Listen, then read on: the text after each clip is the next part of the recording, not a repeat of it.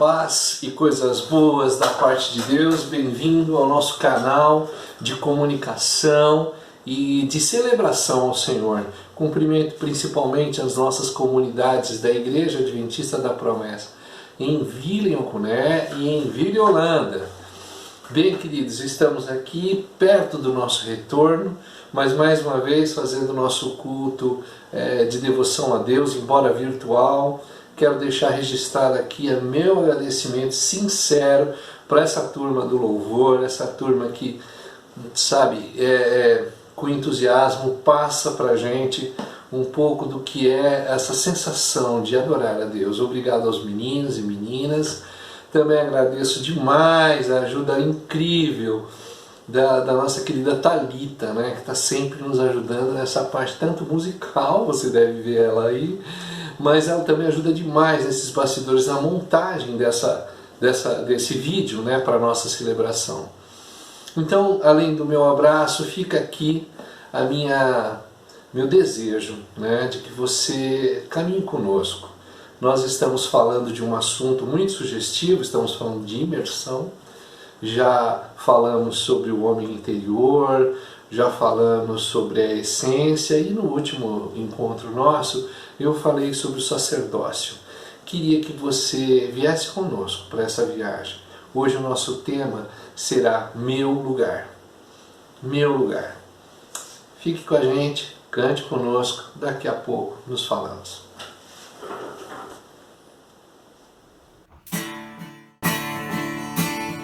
Vem, cantemos, ó Deus, a nossa salvação. Vem agora e cante louvor ao Senhor. Essa é a hora que os verdadeiros adoradores adorarão o Pai em espírito e verdade. Adore ao Pai. Aleluia. Glória a Deus.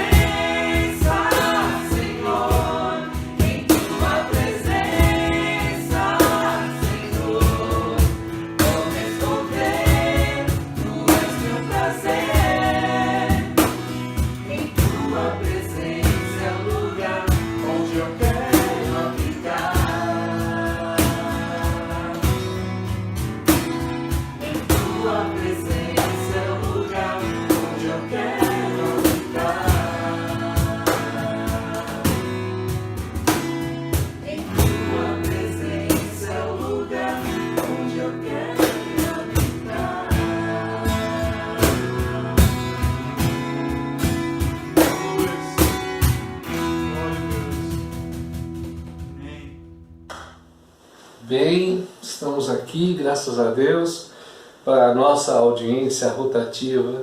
Meus cumprimentos, meu desejo de paz e as coisas boas da parte do Altíssimo chegue à sua casa, à sua vida, seus familiares, e que esse seja um tempo bem especial de Deus para você. Nós temos convidado os irmãos a participar conosco de um mergulho, né? Um projeto nosso de imersão, e nossa conversa gira em torno dessa ideia de descer mais profundo nos ensinos de Cristo a respeito da sua vontade, a respeito do seu Evangelho. É um desafio, concordo com qualquer um que diga sobre isso, mas também é uma coisa que nos entusiasma. E hoje em especial eu queria falar do tema Meu Lugar, né? E por que meu lugar, né? A gente já vem falando sobre quanto é importante mergulhar no conhecimento das Escrituras e da vontade de Deus para nossas vidas, E nesse desafio, nós já falamos do homem interior, que precisa ser distinto do homem exterior e precisa ser identificado e trabalhado do jeito certo. Também falamos sobre da essência com a qual ele é feita ou feito, o que caracteriza, que é o amor de Deus que está em nós, e isso deve ser a nossa maior essência. E no último encontro, eu falei sobre o sacerdócio de todos os crentes, ou seja, um tema doutrinário da reforma, mas que é extremamente pertinente, extremamente atual, tem tudo a ver com o tempo em que vivemos. Eu desafio você que não assistiu ainda ao sermão a respeito do sacerdócio, que depois desse sermão, obviamente, vai até lá nesses nossos canais e assista sobre o sacerdócio. E isso deve ajudar a complementar a ideia que trago hoje para vocês. Então hoje eu quero convidar você para mais um mergulho e queria que você tivesse uma compreensão aberta. Nós vamos ler já um texto, e nessa leitura de texto eu quero que desde o começo, desde agora, no início, na abertura, você já fosse tentando responder a uma pergunta que eu vou deixar aqui e daqui a pouco nós a retomaremos. A pergunta é: qual é o meu lugar nessa história? Qual é o seu lugar nessa história? É a história da vida. E nessa história que eu vou ler com vocês agora, portanto, mais pertinho um pouco, vamos ler Marcos, vamos ler Marcos capítulo 5, do versículos 24 ao 34. Diz assim a palavra de Deus: Jesus foi com ele. Uma grande multidão seguia e o comprimia. E estava ali certa mulher que havia 12 anos vinha sofrendo de hemorragia. Ela padecera muito sob os cuidados de vários médicos e gastara tudo que tinha, mas em vez de melhorar, piorava. Quando ouviu falar de Jesus, chegou por trás dele no meio da multidão e tocou seu manto, porque pensava: se eu tão somente tocar o seu manto, ficarei curada. E imediatamente cessou a sua hemorragia e ela sentiu em seu corpo que ela estava livre do seu sofrimento. No mesmo instante, Jesus percebeu que dele havia saído poder, virou-se para a multidão e perguntou: quem tocou o meu manto? No mesmo instante, responderam os seus discípulos: vê a multidão aglomerada ao seu redor e ainda pergunta: quem tocou em mim? Mas Jesus continuou olhando ao redor para ver quem tinha feito aquilo. Então a mulher, sabendo que lhe tinha acontecido, aproximou-se, prostrou-se aos seus pés e, tremendo de medo, contou-lhe toda a verdade. Então ele disse: filha, a sua fé a curou. Vá em paz e fique livre do seu sofrimento. Vamos ter um tempo de oração. Senhor, oramos porque confiamos que somente o Teu Espírito pode nos iluminar o suficiente para falar das coisas que o Senhor quer que seja dita, a respeito da Tua Palavra, a respeito do entendimento sobre esse episódio, essa história. Por favor, Senhor, esteja conosco, nos abençoe, nos conduza por esse caminho, por esse mergulho, e que a sua novidade, a sua percepção, a sua presença, tudo isso faça a diferença no nosso dia de hoje. Faz isso, Pai, nós te pedimos, em nome de Jesus. Bem, irmãos, um texto muito conhecido também. Esse é um texto do Marcos, né? E é replicado também esse texto em Mateus 9 e em Lucas 8 também. Isso é uma história muito interessante. e é a história de uma mulher que está sofrendo bastante. Aí eu queria que você começasse a partir de já, né? Começasse a pensar qual é o seu lugar nessa história, né? Quando você ouve narrativas como essa, são muitas narrativas parecidas com essa, e eu sei que você tenta se encaixar nessa história. Então eu te pergunto, qual é o seu lugar nessa história? A primeira leitura que se faz já foi até bastante entusiasmadamente apresentada nos púlpitos, é que esta é a história de uma certa mulher. Veja que no versículo 25, o Marcos determina que essa mulher é uma certa mulher. É uma mulher que não tem fama, é uma mulher que não é identificada, não se sabe o nome dela, não se sabe quase nada ou nada a respeito dela, mas ela é uma mulher que está nessa narrativa como protagonista. Pode ser que essa seja uma grande semelhança entre nós e o texto.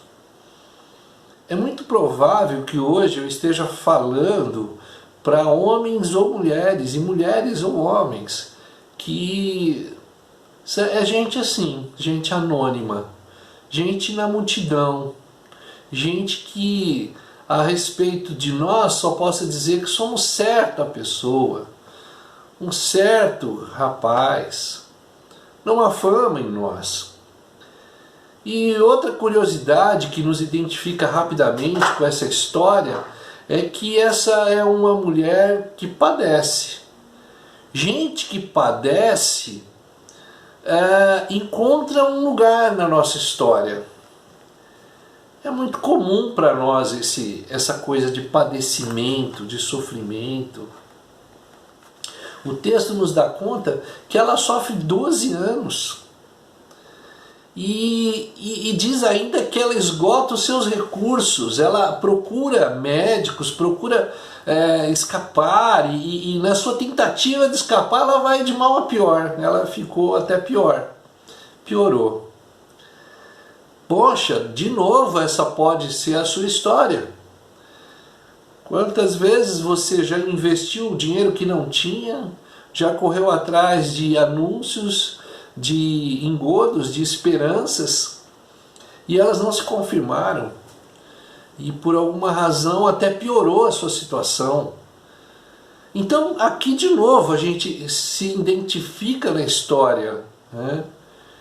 Gente assim, que se identifica assim, que se percebe assim, que na rápida leitura já se encaixa no papel, e que responderia desde já, agora mesmo, a pergunta: qual é o meu lugar na história? Eu sou essa mulher, eu sou essa pessoa que sofre. Bem, gente assim precisa de Jesus. Não há dúvida, não há meia volta ou enfim, embromações a dizer, a não ser de que gente que sofre, gente sofrida, gente que está perdida, gente que já investiu o que tinha, gente que já acreditou no que podia acreditar, agora, nesse momento, precisa de Jesus. Precisa de Jesus. Ouça bem o que eu estou te falando. Se essa história você se encaixou de imediato, atento, você precisa de Jesus.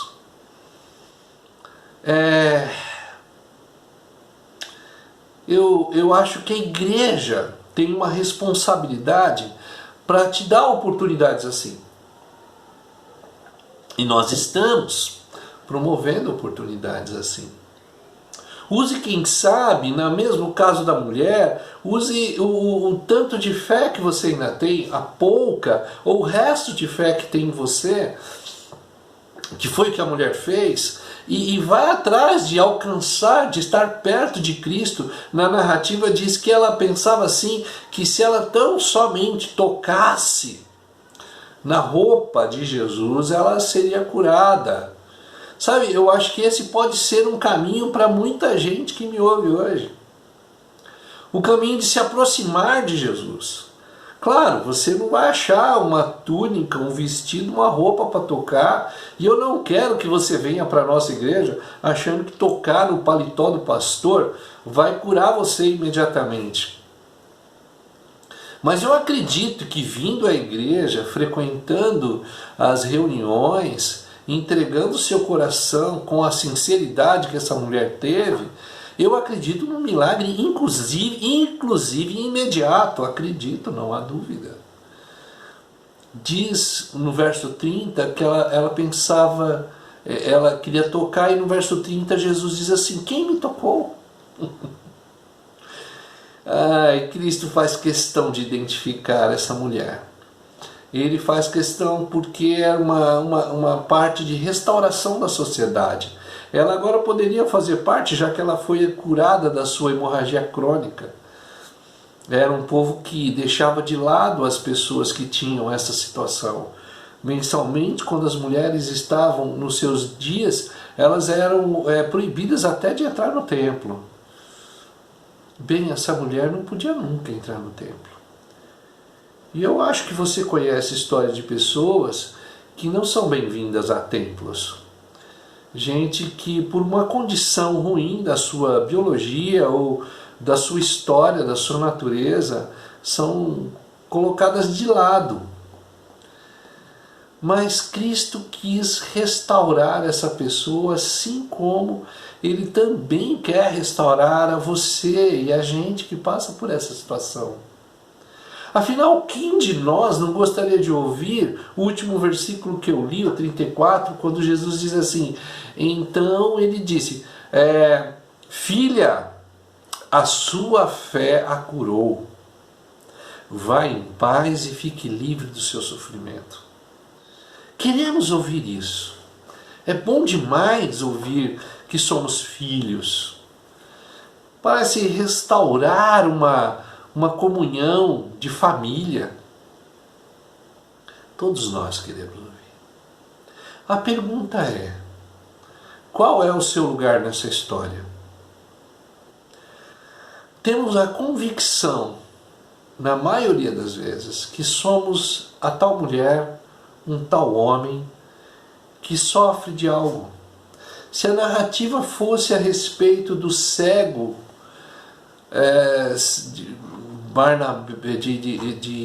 o cego na Porta Formosa, nós seríamos o cego.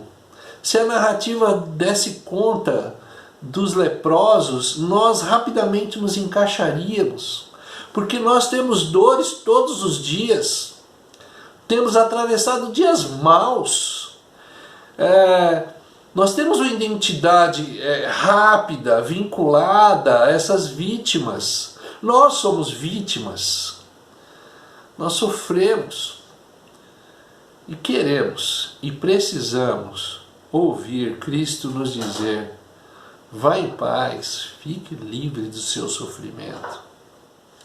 Quem de nós não quer ouvir isso? Ou talvez, já que eu estou te provocando, talvez você pense assim: eu me identifico com os discípulos da história. No versículo 31, os discípulos caçoam, de certa forma, ironizam a pergunta de Cristo: quem me tocou? E diz assim: não vês a multidão, a aglomeração, todo mundo ao teu redor? Como assim você ainda pergunta quem é que tocou em você? Talvez a gente seja, e é possível que agora você esteja se sentindo um desses discípulos. Gente que espera conclusões óbvias. Gente que programa na sua mente como vai ser e como deve se concluir cada celebração. Gente muito presa às suas liturgias. Gente muito presa a padrões de funcionamento. Sabe, funcionou na história, funcionou tanto tempo, não pode mudar. São defensores de tradições. Gente que fica inquieta quando se é feito qualquer mínima mudança na forma. Talvez um excesso de zelo seja um problema nessa situação. O excesso de zelo pode nos consumir. Mas a pergunta continua: qual é o seu lugar na história? Nessa história? Bem, irmãos, é claro que eu acho muito possível a nossa semelhança, sermos a mulher, o homem carente. Mas eu gostaria que você viesse comigo para lembrar, por exemplo, de como a igreja começa lá em Atos dos Apóstolos. Perceba, ela começa num dia de Pentecoste, quando muitas pessoas são visitadas pelo dom maravilhoso de Cristo, o dom do Espírito Santo os visita, e o Pedro, que até ali era um Pedro medroso, era um Pedro que estava se escondendo, não queria falar nem com os empregados daquele lugar perto onde Jesus havia sido crucificado. Ele tinha medo, negou Jesus 3 vezes. Mas agora esse Pedro, publicamente, no meio da festa, se levanta e faz um proeminente discurso, faz um sermão extraordinário, que vai dar base, inclusive, para o livro de Marcos. O sermão de Pedro, ele é contundente, ele é forte, ele é cheio do Espírito Santo, com tônica, com dom, com força. Só Deus pode fazer isso, irmãos. Não há autoajuda que faça Pedro se transformar no que ele era para o que ele se tornou. Só Deus. Na conclusão desse episódio, nós temos lá o relato de 3.000 pessoas sendo batizadas. Olha, irmãos, só o Espírito de Deus pode fazer isso. Novos crentes. E agora eles perseveravam, diz o texto lá, na doutrina dos apóstolos, nos ensinos que os apóstolos tinham para passar.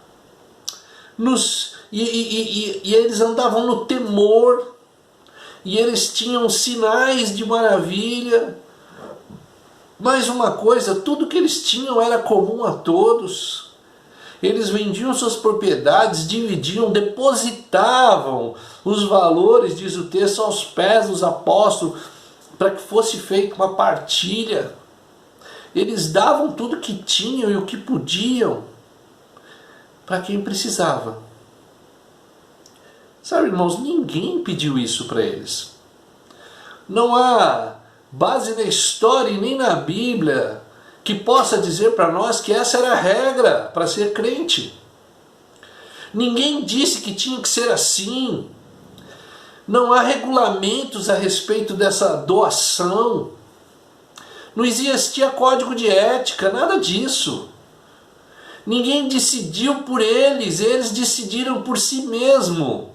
Alguma coisa o inflamava dentro do coração para que eles fizessem o que fizeram e foram. Por quê? Por quê? Bom, irmãos, eu acho que eles fizeram aquilo que só Deus faz quando permanecemos em Cristo e Cristo em nós. Quando o Cristo permanece em nós, nós fazemos como Ele fez. Nós agimos como Ele agiria, como Ele faria. E diz o próprio Cristo que faríamos coisas maiores até do que Ele fez. O que é isso senão uma comunhão do divino comigo, com você? Só a comunhão do divino pode tornar isso possível. Qual é o seu lugar nessa história? Nessa comunhão do divino, há um mistério que acaba sendo revelado, que está lá em Colossenses 1:27, que é o mistério que Paulo diz que é Cristo de Deus em nós. Olha que interessante. Cristo de Deus em nós. É um Cristo misturado conosco. É um Jesus e a igreja. Ele e nós. Não como que separados, não como que distantes, mas ele em nós, conosco, através de nós. É preciso saber que a igreja, enquanto somos nós, ela tem que ser tão Cristo quanto o próprio Cristo foi. Somos, ou pelo menos deveríamos ser, uma família de Cristos. Jesus se tornou Cristo por aceitar a cruz. Ele era Jesus e se tornou Cristo a partir da cruz. Ele fica sendo conhecido como Jesus o Cristo por causa de ter aceitado a cruz. Ele foi o primeiro de muitos. E por isso ele fala que todos que devem segui-lo é preciso subir na cruz também. Tome a sua cruz e siga-me. A proposta é que sejamos Cristos. Cristo foi o primeiro de muitos. E nós agora então vamos atender pelo mesmo nome. Somos Cristo também. Quando ele diz assim para os seus discípulos: quem vocês dizem que eu sou? Pedro responde, segundo o texto, por revelação do Espírito Santo, Pedro responde: tu és o Cristo de Deus. Quando eu e você, e se eu e você perguntarmos para alguém a respeito de nós, a resposta deveria ser: você é Cristo.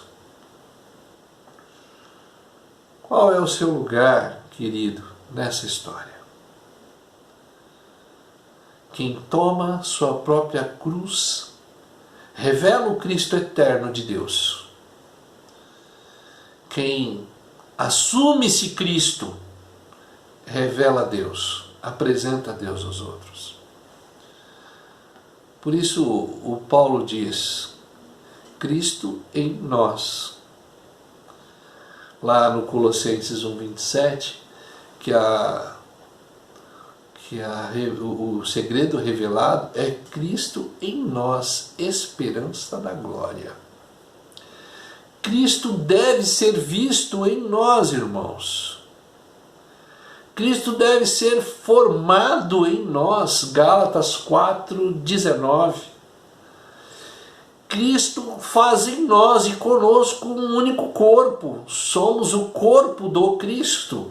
Efésios 4. Portanto, irmão, assuma o seu lugar na história. Você foi vocacionado para ser Cristo. Você foi chamado para ser como Ele é. Então, nessa história da mulher com o fluxo de sangue, como na história do cego, como na história do coxo, como na história do leproso ou dos leprosos, quem é você na história? Eu posso entender que nesse começo de vida na fé, nós nos achegamos a Deus e nós somos apresentados a Deus como sendo essa pessoa carente. Somos a mulher do fluxo, somos o Lázaro morto, somos o cego Bartimeu, somos o leproso, nós somos, irmãos, esse carente. Mas fomos chamados para além da cura, para agora protagonizarmos a história como Cristos. Somos Cristo. Qual é o seu lugar nessa história? O seu lugar é o lugar de Cristo. O seu lugar é o lugar de Cristo. Agora é a nossa vez. Somos nós que andamos por aí, abençoando pessoas. Agora é conosco. Somos nós que desfazemos o mal e trazemos os homens e mulheres para perto de Deus. Não que haja poderes extraordinários em nós, mas o Cristo opera em nós. Somos suas mãos, somos seus pés, somos nós que devemos fazer isso. Está na hora, sabe, irmãos, da igreja. E está na nossa hora de doar virtude. E a maior virtude que alguém pode doar às pessoas é conduzi-las a Deus. É isso. Qual é o seu lugar na história? O meu lugar na história é o lugar de Cristo. É onde Cristo está. É ser como Ele foi. É andar por aí, abençoando vidas, em nome dEle. Amém. Deus te abençoe. Vamos ouvir mais uma música, depois a gente ora. Glória a Deus.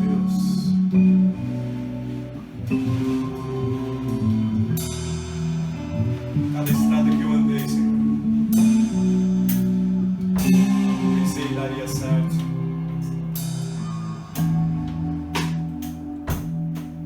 Cada estrada que eu errei, eu pensei daria certo.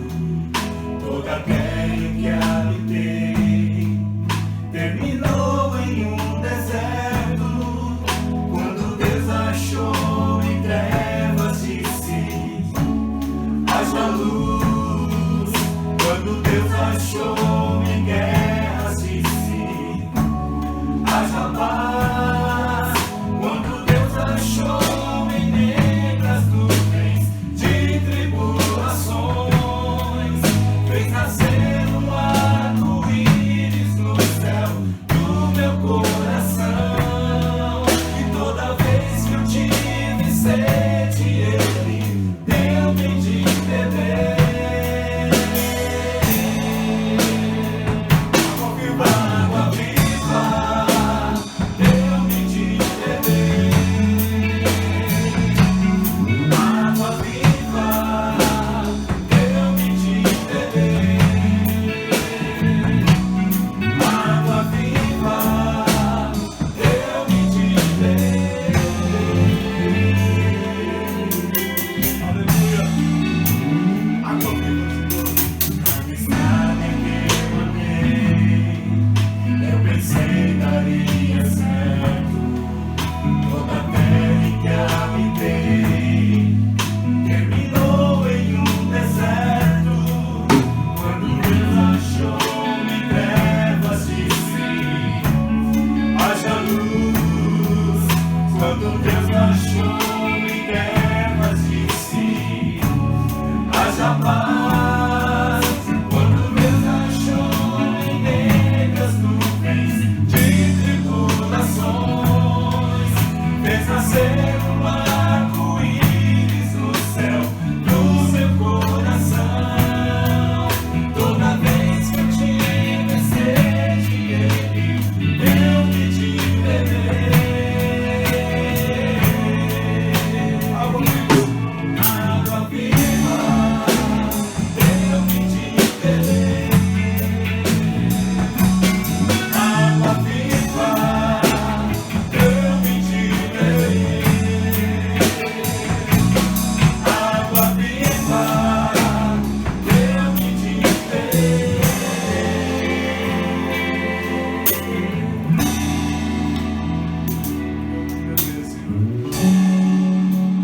Aleluia.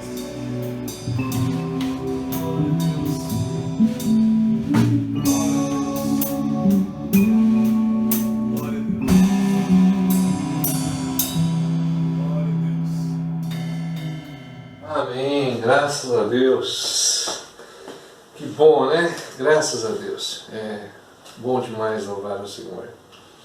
Queria agradecer você que esteve conosco até agora, pedir a bênção de Deus sobre a sua vida. Eu espero que a palavra de Deus tenha enchido seu coração de esperança, saber que Ele é o Deus provedor, é o Deus que está zelando por nós.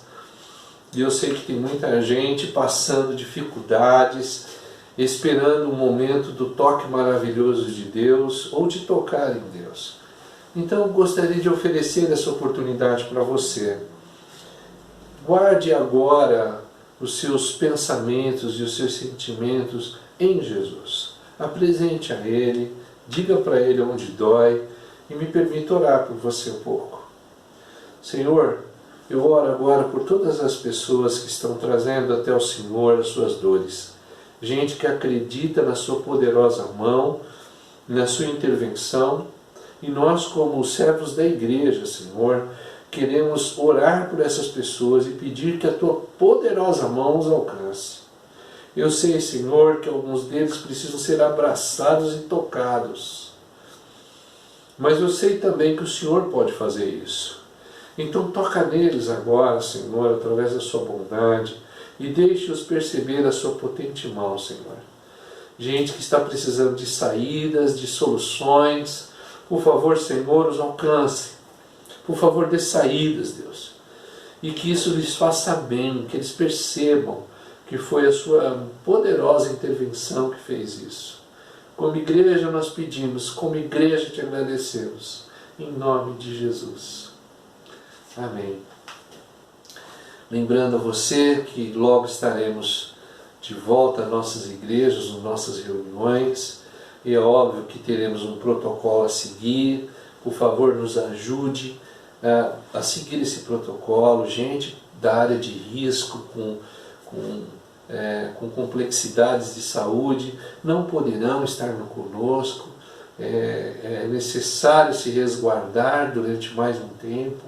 Então, que você nos ajude. Na nossa comunidade, nós temos muitos queridos que passam por esse tipo de sofrimento.